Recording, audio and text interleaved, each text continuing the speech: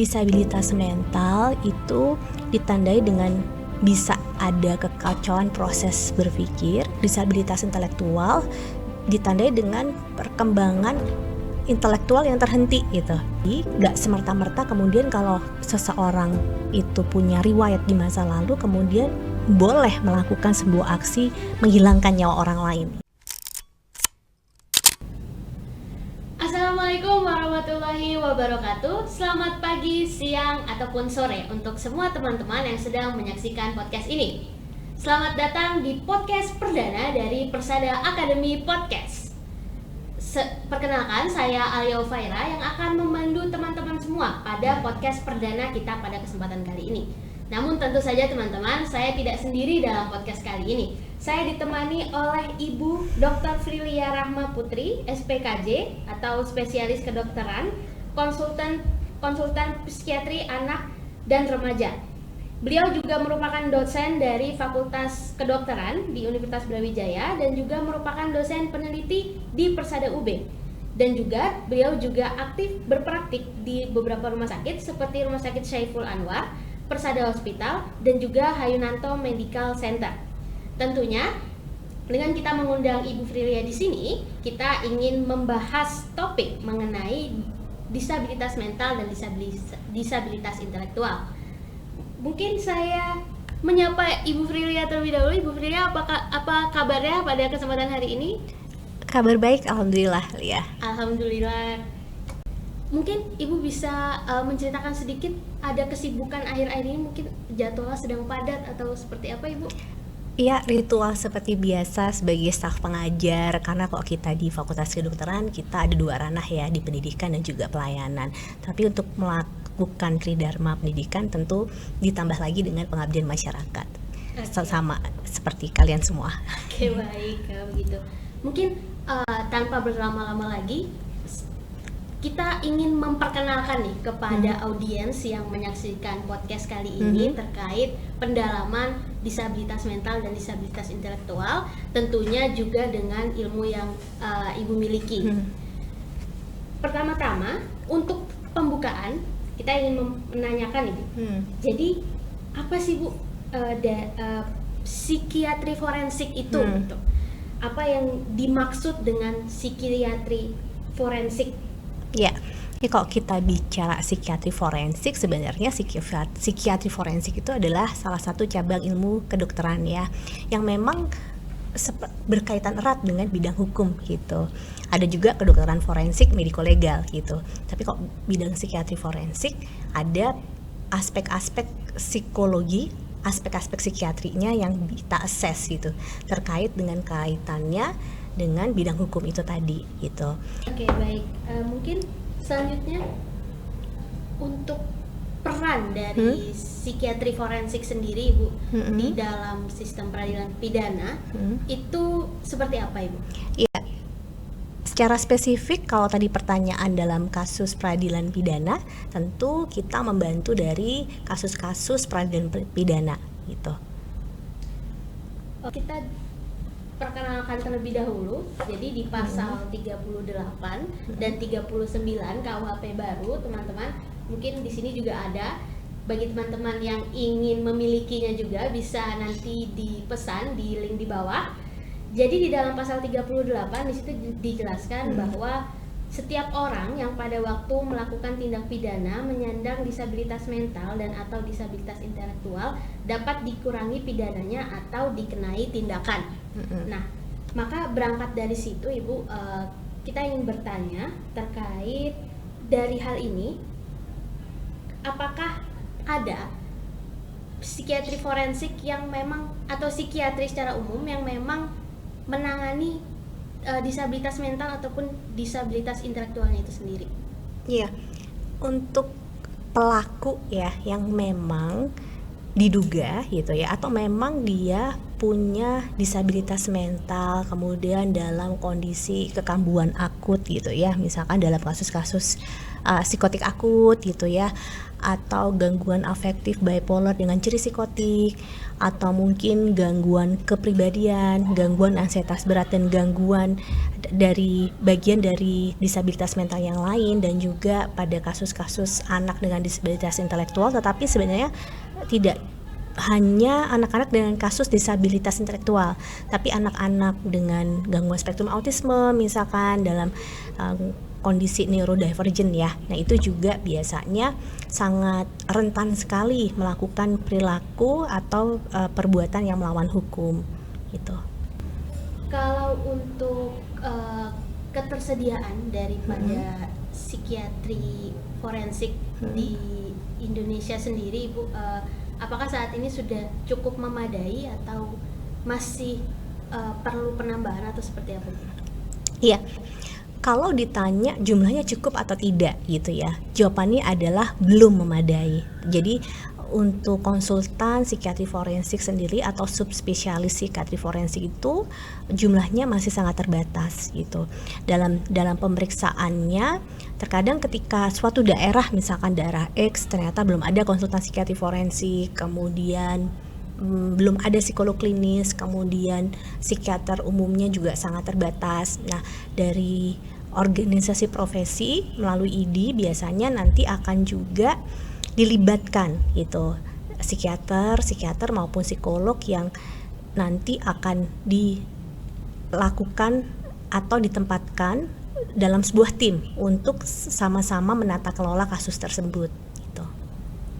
Jadi dengan mungkin keterbatasan jumlah itu tadi, mungkin akan ada pihak-pihak pembantuan seperti itu ya, yang bisa membantu di beberapa daerah yang mungkin juga masih belum banyak terjamah oleh hal-hal tertentu. Iya, gitu. Prinsipnya saling berkoordinasi ya dalam melakukan tata kelola kasus. Oke. Kalau begitu Ibu, terkait dengan suatu perkara pidana, ketika seseorang dinyatakan bahwa mereka memang punya disabilitas mental ataupun disabilitas intelektual, itu bagaimana kolaborasi dari psikiatri anak sebagai bidang kekhususan Ibu juga dan psikiatri forensik dalam menangani hal-hal tersebut?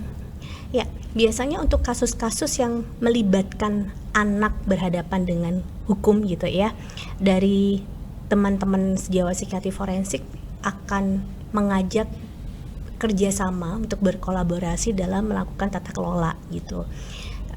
Pada saat saya turun sebagai psikiater anaknya, saya mencoba untuk mengakses gitu, melakukan pemeriksaan status mental pada anak dan kemudian melakukan wawancara yang ada unsur psikiatri forensiknya secara terstruktur ya. Di situ kita juga biasanya melakukan penilaian risiko gitu, karena kita perlu sekali untuk melihat potensi kekerasan berulang, misalkan contohnya untuk kasus-kasus kekerasan gitu ya. Di sisi lain kita juga perlu mendapatkan data kolateral yang biasanya kita juga bisa dapatkan dari keluarga, dari teman, lingkungan sekitar yang kita pertimbangkan mempunyai faktor yang bisa berkontribusi untuk memperkaya data tersebut. Tentunya menghasilkan sebuah kesimpulan dari analisis tersebut, menghasilkan sebuah kesimpulan yang akurat gitu, yang tentunya harapannya bisa membantu teman-teman APH sekalian untuk bisa menghasilkan keputusan yang akurat, yang objektif gitu ya, berdasarkan telaah sistematis secara ilmiah tentunya. Kurang lebih seperti itu ya. Oke, berarti itu juga termasuk terkait dengan cara kerjanya ya Bu? Iya, cara kerjanya. Cara kerja bagaimana untuk membantu atau menyimpulkan anak-anak terutama yang mempunyai disabilitas mental atau intelektual ketika mereka berhadapan dengan hukum. Ya. Oke, baik. Mungkin lanjut kepada pertanyaan yang selanjutnya Ibu.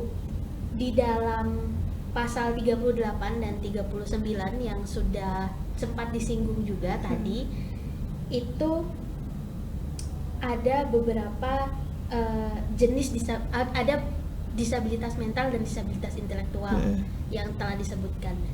Mungkin boleh Ibu bantu jelaskan terkait kedua hal tersebut. Jadi kalau disabilitas mental itu ditandai dengan bisa ada kekacauan proses berpikir yang juga berpengaruh terhadap perilaku, juga berpengaruh terhadap emosi gitu ya. Sulit untuk menilai realita misalkan contohnya. Bisa juga ada gangguan suasana perasaan gitu ya. Yang prinsipnya untuk orang normalnya mungkin nggak punya gejala itu, untuk orang-orang tertentu atau individu-individu tertentu itu mempunyai gejala tersebut. Misalkan cenderung lebih agresif, punya hostilitas gitu ya, punya impulsivitas yang tinggi gitu. Dan itu mempunyai juga kerentanan kepribadian, sehingga dengan kerentanan yang mereka miliki, mereka potensi sekali melakukan yang kita duga melakukan perbuatan melawan hukum gitu, atau kasus-kasus yang berhadapan dengan hukum gitu. Nah kemudian kalau misalkan untuk disabilitas intelektual ditandai dengan perkembangan intelektual yang terhenti gitu. Jadi tingkat kecerdasan seseorang atau seorang anak gitu ya, biasanya dia tidak sesuai dengan perkembangan usianya dia gitu. Dan biasanya IQ-nya di bawah rata-rata gitu. Dan dalam suatu kondisi demikian, maka biasanya mereka sulit untuk mencerna informasi dengan cepat, memproses informasi, menganalisis suatu situasi secara komprehensif gitu, dan lebih berpikir secara konkret ya.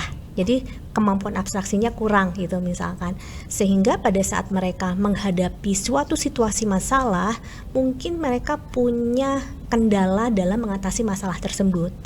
Karena tadi tingkat perkembangan usianya, kognitifnya itu tadi tidak sesuai dengan tingkat perkembangan usia, maka mereka menampilkan sebuah emosi dan perilaku yang nggak sesuai dengan tingkat perkembangan usia itu tadi gitu. Oke, baik Bu. Mungkin di antara disabilitas mental dan disabilitas intelektual tadi yang sudah Ibu jelaskan juga, di dalam KUHP nasional itu juga mengenal tindakan-tindakan yang bisa diberikan kepada mereka yang dinyatakan mengalami disabilitas mental atau disabilitas intelektual. Itu ada dalam pasal 103 pada ayat 1 dan ayat 2 yang menjelaskan bahwa ada tindakan yang dapat dikenai bersama dengan pidana pokok seperti konseling, rehabilitasi, pelatihan kerja, perawatan di lembaga, perbaikan akibat tindak pidana, ataupun di dalam ayat 2-nya juga tertuliskan penambahan seperti penyerahan kepada seseorang, penyerahan kepada pemerintah, dan atau perawatan di rumah sakit jiwa.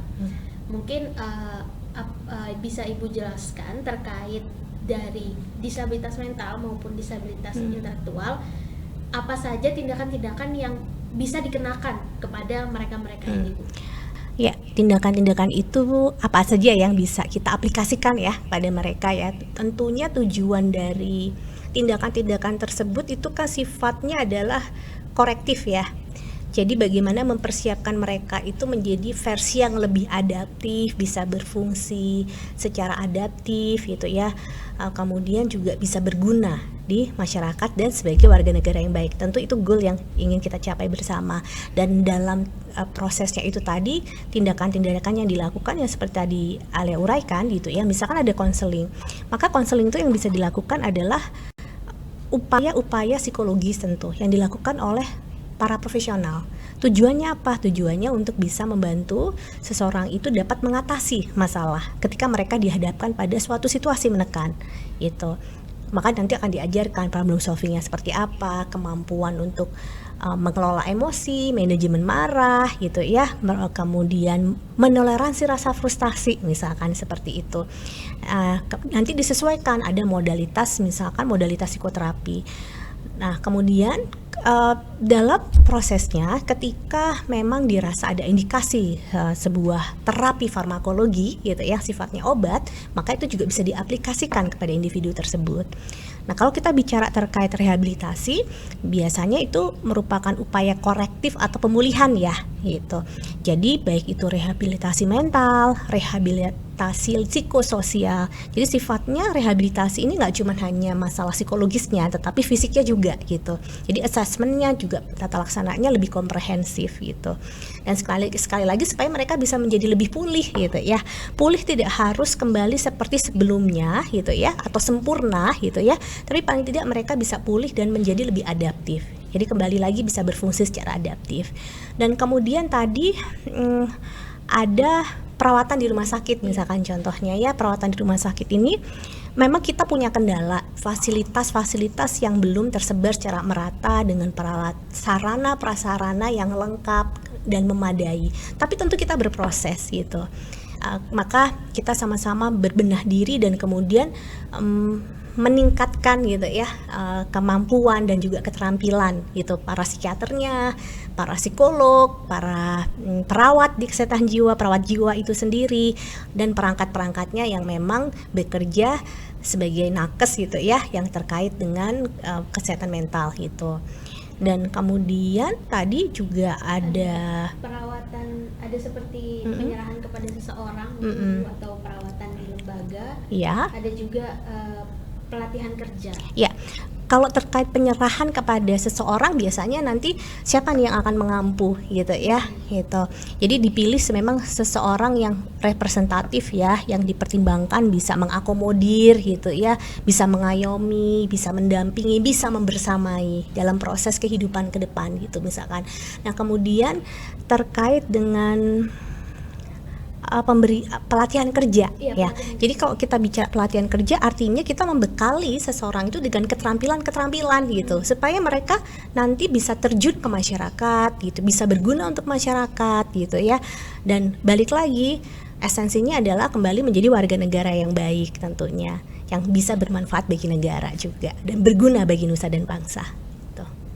Berarti pada intinya tindakan-tindakan ini secara khusus membantu ya Bu, membantu teman-teman yang memiliki disabilitas mental dan disabilitas intelektual yang melakukan tindak pidana khususnya untuk bisa diterima kembali di masyarakat seperti sedia kala seperti itu. Iya benar banget, karena memang tujuannya keputusan yang diambil gitu ya oleh teman-teman APH ini juga mengedepankan sisi moral gitu ya, memperhatikan aspek lebih humanis gitu ya, lebih berkemanusiaan. Dan juga saya melihat bahwa aturan yang sekarang ini lebih memperhatikan bahwa mereka mempertimbangkan faktor psikologi seseorang gitu loh dalam penentuan keputusan. Dari hasil keputusan bersalah atau tidak bersalah itu juga mereka sangat mempertimbangkan faktor psikologi seseorang.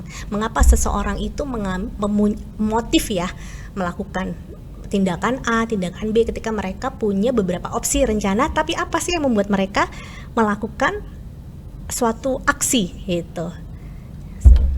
Baik, kalau begitu mungkin sebenarnya bagaimana sih Bu bidang psikiatri forensik itu menilai seseorang dapat bertanggung jawab terhadap perbuatan yang dia lakukan atau tidak? Iya, tentu kita perlu melakukan wawancara secara komprehensif ya. Tadi melalui wawancara psikiatri forensik yang terstruktur gitu dengan parameter-parameter objektif pengampatannya. Kemudian melakukan status mental, terutama status mental pada saat melakukan aksi tersebut. Jadi kita menilai apakah individu ini sebenarnya memahami tidak perbuatannya, kemudian mampu nggak menilai risiko gitu. Sampai akhirnya kita bisa melihat bahwa ternyata apakah seseorang ini punya kemampuan bertanggung jawab secara hukum. Jadi aspek-aspek itu yang perlu kita perhatikan dan kita nilai, dan kemudian kita formulasikan, kita analisis, dan kemudian menghasilkan sebuah kesimpulan untuk membantu APH tadi menentukan sebuah keputusan gitu yang objektif sesuai dengan telaah sistematik ya, secara ilmiah, dan lagi-lagi mempertimbangkan aspek moral, etika, dan juga memanusiakan manusia. Dan memang arahnya lebih restoratif ya, gitu, dan itu paling penting gitu. Ya, memang mengingat KUHP nasional kita juga mengedepankan pergeseran paradigma juga. Benar. Dari keadilan retributif sekarang menjadi keadilan restoratif yang memang pada intinya lebih mengkhususkan untuk bagaimana melihat masyarakat yang pernah melakukan tindak pidana itu bisa kembali lagi ke masyarakat sebagai seseorang yang lebih baik lagi begitu Bu. Jadi memang psikiatri forensik dan juga bidang psikiatri lainnya, juga psikiatri anak itu membantu orang-orang yang berhadapan dengan hukum juga untuk di depan hukum, di mata hukum mereka tidak dikenai putusan yang salah, sehingga menjadi tidak adil untuk mereka yang sendiri begitu. Lalu mungkin Ibu bisa menceritakan sedikit apakah ada kendala-kendala yang pernah Ibu temui di lapang selama mungkin menangani kasus-kasus hukum yang pernah Ibu temui selama ini? Ya, beberapa suatu situasi yang mungkin susah untuk dihindari ya. Aturan, kebijakan mungkin satu sama lainnya saling kontradiktif gitu ya. Yang tentu ketika kita melakukan sebuah kewajiban kami sebagai pemeriksa, tetapi ternyata hak kami hak kami terabaikan, misalkan tidak terakomodir, tidak terlindungi gitu. Dan itu biasanya nggak kita sadari di awal. Tiba-tiba nanti kemudian ada tuntutan dari pihak lain gitu. Nah, hal-hal yang seperti itu tuh tentu menjadi concern kami ya, untuk lebih berhati-hati dalam mengambil sebuah aksi, memutuskan sebuah keputusan gitu. Jadi perlu pertimbangan yang matang.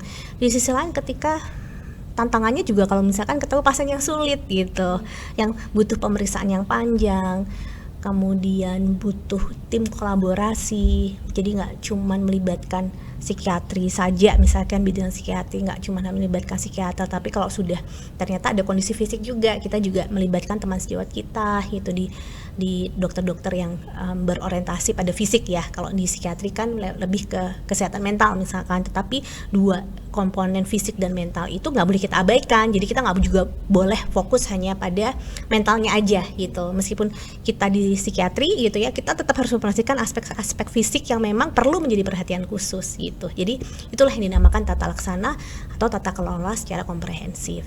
Kemudian fasilitas ya, kita tahu bahwa negara Indonesia ini negara berkembang yang masih dalam proses tumbuh berkembang gitu, sehingga kadang-kadang sarana prasarana itu juga menjadi kendala yang sulit ya untuk kita adjust gitu. Pinginnya begini gitu, pinginnya advance, tapi ternyata dengan limitasi-limitasi itu mungkin itu yang membuat kita menjadi stagnan, bisa juga nggak kemana-mana, tetapi kita berusaha, kita mencari solusi, kira-kira apa ya yang bisa kita kerjakan dengan semua keterbatasan itu. Jadi mungkin hal-hal seperti itu tadi ya, apalagi kok pasiennya juga susah gitu, nggak kooperatif gitu misalnya. Dan satu lagi, kalau misalkan kasus-kasus yang risiko tinggi ya, melibatkan orang-orang populer yang punya jabatan, yang orang-orang terpandang gitu ya, itu juga tentu punya risiko yang besar juga bagi kami para pemeriksa gitu.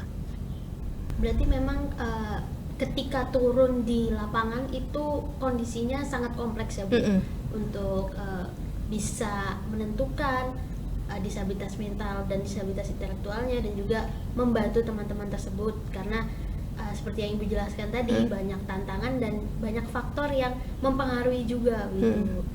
Mungkin berkaitan dengan ini, boleh saya ajukan satu kasus nih yang sempat ramai, memang sempat ramai juga di media sosial beberapa tahun belakang, itu terkait dengan seorang remaja yang masih berusia 15 tahun, yang mana dia membunuh seorang balita yang masih berusia 5 tahun dengan cara yang cukup kejam juga, dengan cara ditenggelamkan lalu disimpan mayatnya di dalam lemari.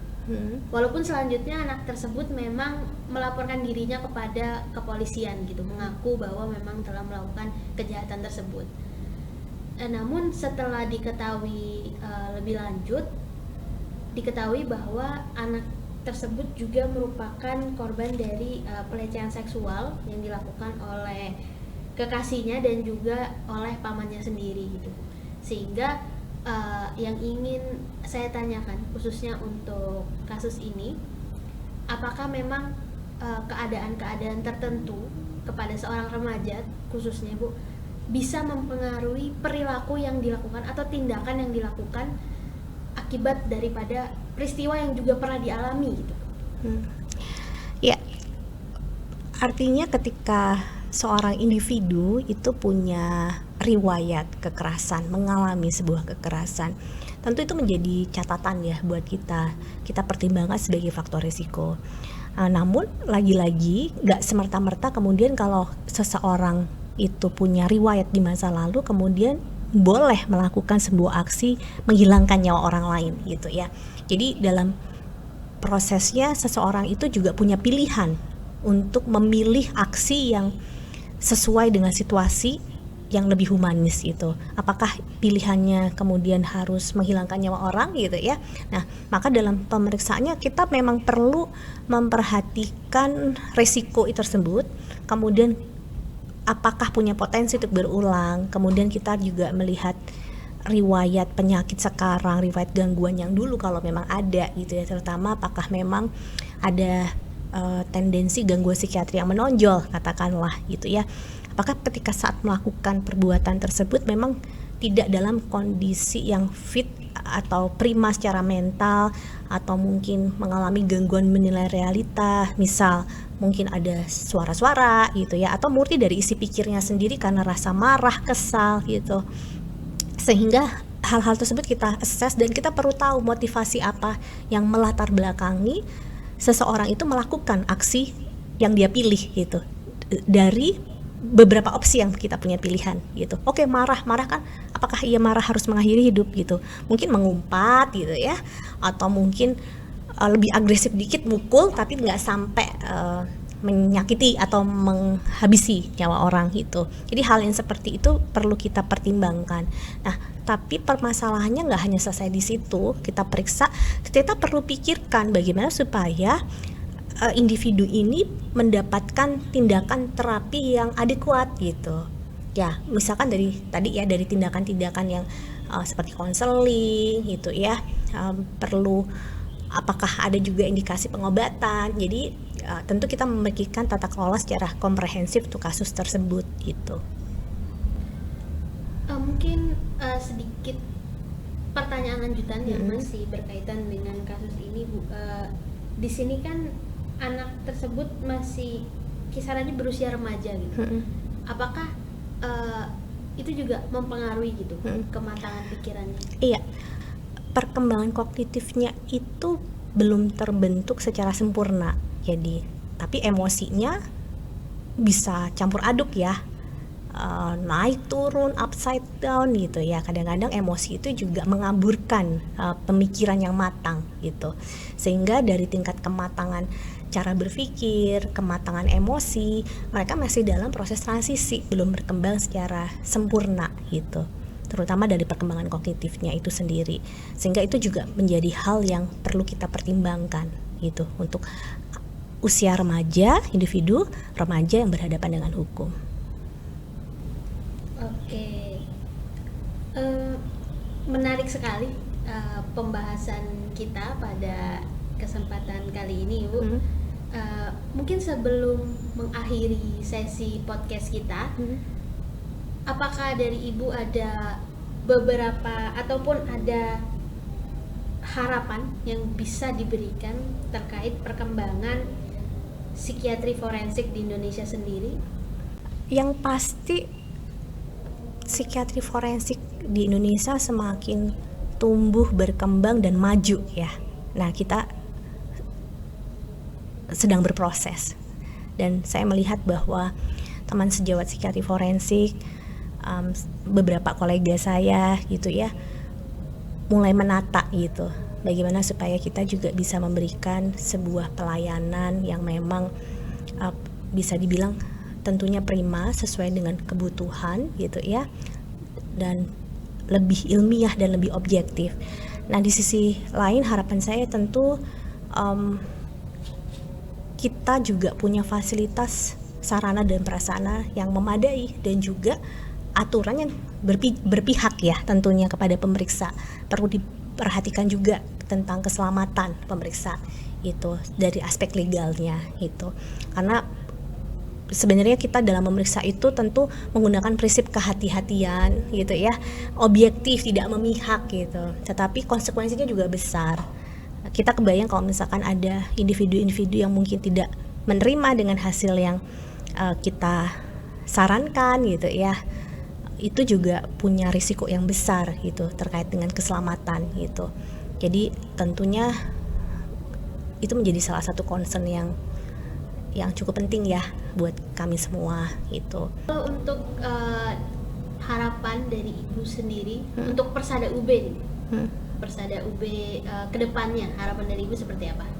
Tentunya semakin maju ya, terutama kolaborasinya, penelitian, riset-risetnya, dan tentu tidak juga lupa tentang pengabdian masyarakat. Bagaimana kita bisa memberikan literasi hukum kepada masyarakat awam, dan itu penting menjadi pintu masuk supaya mereka juga lebih mawas diri dan tahu bagaimana harus bersikap dan memprevensi ya, mencegah mereka untuk melakukan sebuah tindakan yang melawan hukum. Dan buat saya itu penting kegiatan preventif itu. Oke, terima kasih Ibu untuk harapan-harapannya. Semoga harapan-harapan yang Ibu sebutkan tadi di kemudian hari satu persatu dapat terwujud. Mulai dari harapannya bagi psikiatri forensik di Indonesia maupun juga harapannya untuk Persada UB.